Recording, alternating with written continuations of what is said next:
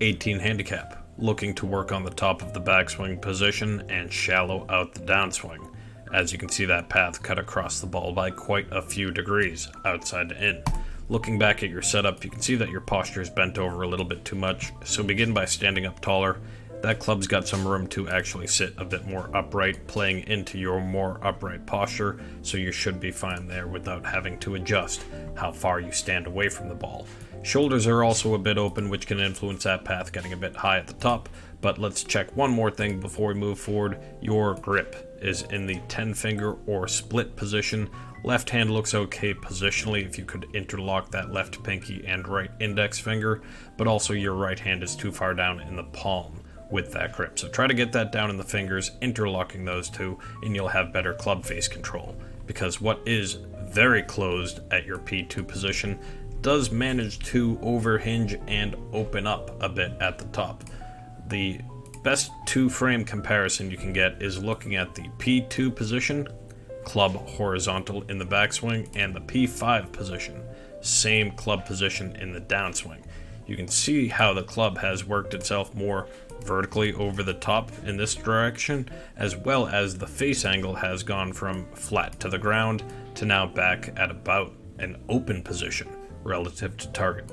Camera angle can disrupt, but just know that somewhere at the top and through your transition, you've taken that face and opened it up, commonly causing a lot of rotation from the body and bringing that club path over the top, as we see here. So if you change your grip, that club face could end up anywhere, so you might need to follow up on that. But as it pertains to the shallowing of the club, if you square your body up more, you'll be able to get to a top position that will start working a bit more flat and around the body.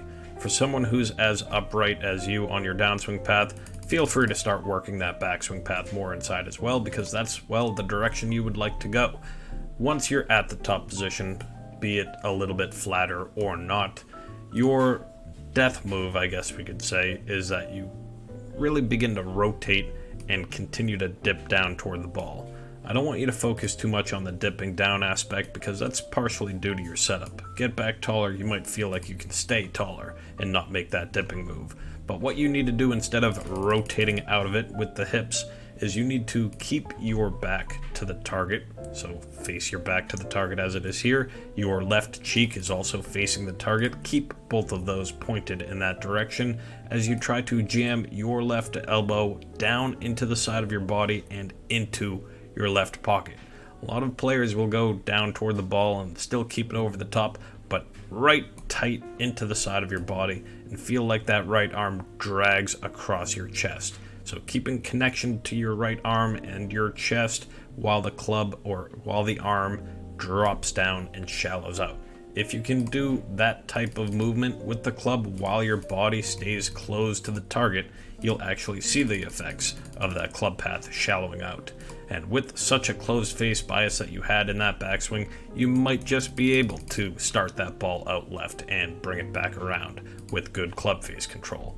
But stop turning out of it so early, work on your grip, and the whole early extension issue can be incrementally improved as you work on those two items. Good luck. Sendaswing.com.